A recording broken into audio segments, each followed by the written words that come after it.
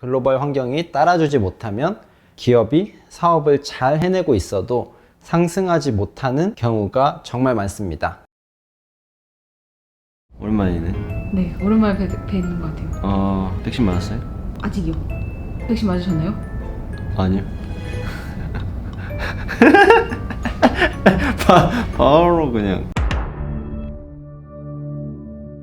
오늘 거래 뭐 하셨어요? 중간에 북한이 미사일이 쐈다는 뉴스가 나왔는데 반응이 옛날 같지 않아요. 내가 주식 한 12년 하면서 북한 미사일 쐈다는 뉴스만 손에 셀 수 없이 봤는데 이번이 제일 반응이 없었던 것 같아. 원래는 되게 한나절 정도는 반응을 하는데 이번에는 스펙도 그렇고 뭐 스페코도 그렇고 방산주들의 움직임이 거의 없더라고. 사람들이 북한을 신경 쓸 여유가 없구나. 옛날에는 북한 하면 가자 하고 막 이제 방산주들이 막 디스거렸는데 요즘에는 옛날 같지가 않다. 북한도 참 웃긴 게 코로나 시기에 이렇게 도발하는 것도 좀 웃기긴 한 것 같아.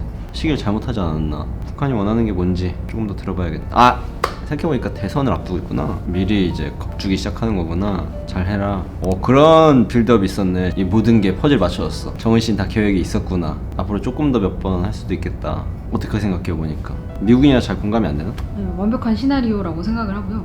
이번 연도에서 제일 타격을 받은 게 부동산 정책 부분이잖아요. 여야 대선 후보 주요 부동산 공약이 좀 나왔는데 네. 구체적으로 어떤 부분을 개인 투자자들이 보면 좋을까요? 항상 이 대선이 다가오고 후보들의 공약이 큰 하나의 흐름을 만들어가고 또 그 후보주자들이 기업가들이랑 뭐가 있다라고 하면 또 그 주식들은 테마를 형성해서 막 오르고 이런 형태가 대선주의 전형적인 형태인데 요즘 시기열이 갈수록 빨라지고 있다. 과거에는 대선 뭐 한 1년 전, 뭐 한 6개월 전부터 막 시세가 나기 시작했다 그러면 최근에는 3년 전부터 막 이렇게 막 불이 붙기 시작하고 그런 경우가 요즘 최근에 많은데 이번 대선에서 좀 주목해야 될 내용을 한번 조금 봤더니 각 후보들마다 빠지지 않는 정책이 결국 부동산이다. 어떻게 보면 공공주택의 형태를 띠는 이 부동산 정책이 필수로 다 들어가 있더라고. 굉장히 드문 일이거든. 이런 하나의 일관된 정책이 많은 후보들한테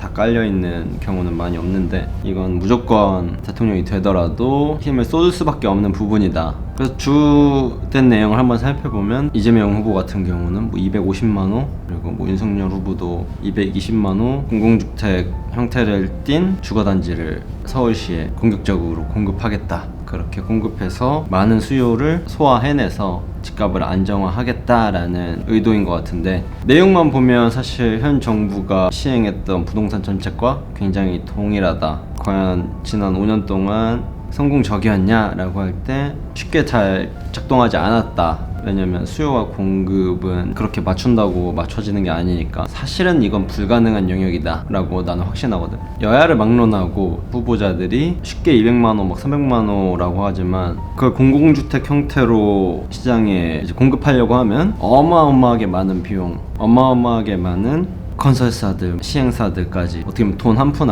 안 남기고 그걸 진행해야 될 텐데 내가 건설사라면, 내가 시행사라면 그 사업에 참여하고 싶을까? 이건 공공의 일이기 때문에 비용만 못 주는 게 아니라 너네가 이걸 만드는 건설 원가부터 다양한 이슈들을 투명하게 공개해야 되는 상황이 발생할 수도 있다. 이건 세금이기 때문에 그러면 시행사나 건설사 입장에서 그런 불편한 내용들을 공개하면서까지 그리고 수익을 많이 가져갈 수도 없는데 이걸 참여하겠냐? 라고 얘기가 되는 거지. 근데 이 모든 것들이 민간 사업자를 끼지 않고 진행될 수 있는 일이냐?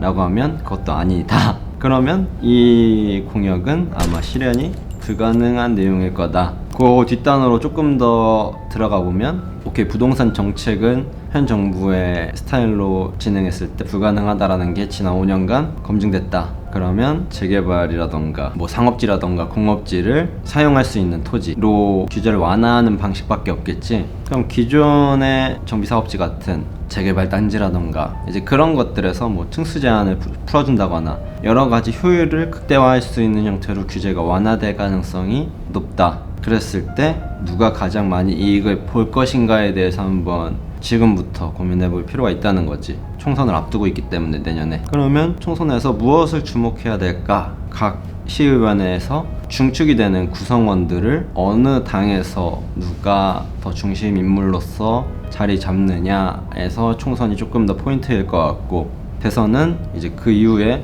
그 사업들을 잘 진행할 수 있게끔 잘 매치되는 경우가 이 시나리오를 완성하기에 완벽한 조건이 되지 않을까. 왜냐면 방법이 없기 때문에 서울시에 지금 인구 밀집도라던가 쓸 수 있는 땅은 굉장히 한정적인데 이 안에서 공급을 늘리는 방법은 아마도 규제를 많이 완화하면서 스물스물 기존에 이제 있던 토지들을 효율을 극대화하는 형식, 그걸 아마 제일 먼저 시도할 거다. 사람들이 많이 불편해하지만 결국 경제와 이 정치라는 건 뗄래야 뗄 수가 없다라는, 저도 과거에는 정치에 굉장히 관심이 없었고 나만 열심히 하면 나 잘 살 수 있어 막 이런 생각으로 살았거든요. 근데 어쨌든 경제라는 건 큰 틀에서는 국가정부의 컨트롤을 받으면서 성장하는 산업이 많기 때문에 많이 관심을 기울일 필요가 있다라는 생각을 하게 됩니다. 요즘 들어서 더. 모니카는 어떻게 생각하세요? 말씀하신 대로 처음에는 건설주를 주목해보려고 했는데 이렇게 하나하나 밸류체인 타가면서 어떤 산업이 숨겨져 있을지